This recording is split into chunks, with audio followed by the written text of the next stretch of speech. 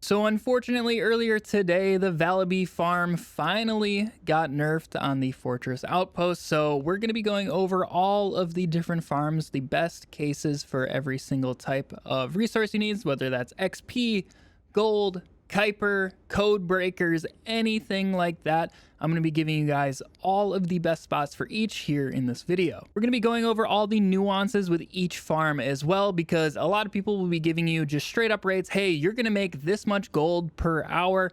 And those rates are heavily influenced on the characters that you run. So if you're like trying to farm gold and level up at the same time, and you're not using a maxed out bunny, your rate is going to be completely different than somebody else here on YouTube telling you that you're going to make 1,000,000 gold per hour. It's going to vary drastically. So I highly recommend you guys get a group if you're going to be farming anything in this video. It's really going to help you out. So if you are interested in that, make sure you join up on the Discord, find some people to play with in there, and you can very much speed up your farming. So with the Valby farm, its changes, by the way, they made the enemies spawn ever so slightly slower. They still spawn incredibly quickly, but they're not giving nearly the same amount of XP and gold that they were doing before.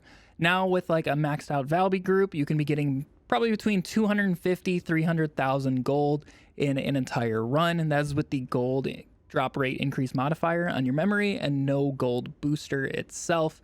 And then in terms of XP, I really went from like level 1 to maybe 6 in a run, so that's incredibly low XP. It's going to take you a long time to level in that location. So definitely the biggest change there was the leveling. The gold is still pretty decent, but overall that was the main changes with the outpost farm. I was testing these all morning over on our stream, so if you guys haven't come by yet, hopefully I'll see you over there on the next one. I try to stream every single morning, so if you have any questions, happy to answer them over there. But let's go ahead and jump into this video. First up, let's talk about XP and the best place to go about gaining it. This place is actually still going to be on the fortress, this time in the Fallen Ark. I know a lot of people were doing this before the Valby farm got super popular, but this is still incredibly powerful, and that is doing the Void Fragment mission, the electric one. So if you have a bunny, this is going to be great for you, but you can do this with a bunch of other characters. This is super easy on Viessa if you do the cold snap stuff. So there's a lot of really good options you can do. You can even just like kill things with a thunder cage as they spawn. One kill is going to blow up the entire horde. They spawn super close together, and it's going to be great for maxing out your XP. If you load in there on a public group, I guarantee you're going to find people.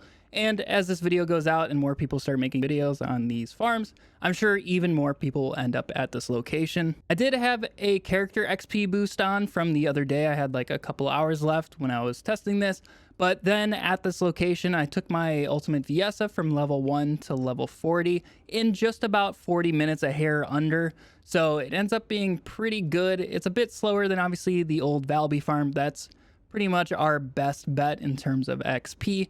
And it's overall fairly quick. I couldn't really complain. And you don't really have to move. The only issue is you're not going to be getting anything else really at this location.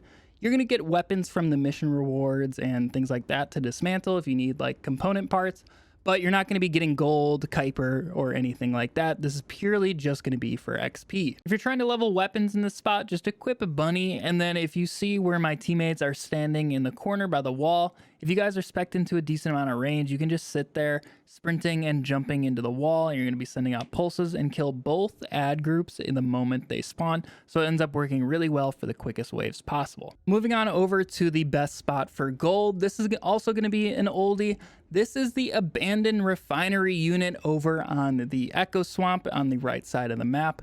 This place is great for everything, to be honest. So if you need XP, you need gold, you need Kuiper, code breakers, anything like that, I highly recommend you go here, but this is also really nice for gold. The only issue with farming gold in this location is you have to make sure you go around to all of the different locations where the enemies are dying, which depending on your group, like how good your bunnies are and stuff like that, they're going to be on different levels. They're going to be very spread out. So you have to make sure that you're actually going around and grabbing the gold from those different locations. But you still get a nice little chunk at the end of the actual mission reward. And each run with a good bunny group takes like less than 30 seconds, right around 30 seconds.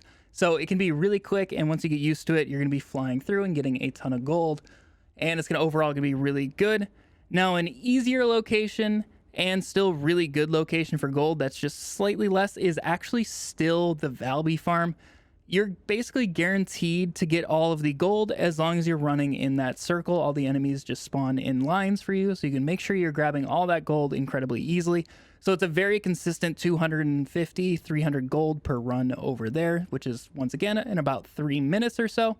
So these end up being roughly the same amount of gold, the Echo Swamp being slightly more, and depending on how much you're actually picking up and how quick you and your team are doing it. I personally will be using the Echo Swamp, but I did just want to mention the Valby farm is still a viable option for gold farming. Up next, we're going to be talking about Kuiper. Kuiper, honestly, in late endgame is pretty much not a factor. I don't even look at my Kuiper, whether I'm upgrading things. I never look at how much I have. But if you guys are looking to get to that point, the main thing you have to do is just open all of the different encrypted vaults. You don't need Enzo, it's just easier on Enzo. You're not really going to get anything more from these vaults. You're going to get about roughly 75,000 for the ultra precisions and 25,000 from just the normal precision vaults on hard mode. So I highly recommend opening up those. Now, if you don't have any of the keys, this is where you're going to be going back to the abandoned refinery unit that we talked about with the gold. This area, you're going to be getting the gold. You're also going to be getting a solid amount of Kuiper as you are running through it, and gaining a bunch of code breakers as you're running through to go open for the different vaults. So you're going to be knocking out a ton of different things at once at this location. So if you guys don't have any codes yet, go to the Echo Swamp. Once you have the codes, then go open the vaults and you'll have a ton of Kuiper. I'm at like 5 million plus right now, 4 million plus, somewhere in there. I don't even think about it anymore. Also, just make sure you are dismantling mods as you guys are running through these missions. You're going to be filling up very quickly. They also just increased the capacity up to 1,500, so you can dismantle even more and get several 100,000 for dismantling a bunch of extra duplicates. Now, we also received a change today with some special operations stuff, and I wanted to talk about that by itself. So specifically the block Kuiper mining in the sterile lands, that special operation. This one is pretty good for gold and XP. You can get a decent amount from each, but it's not the best in either scenario.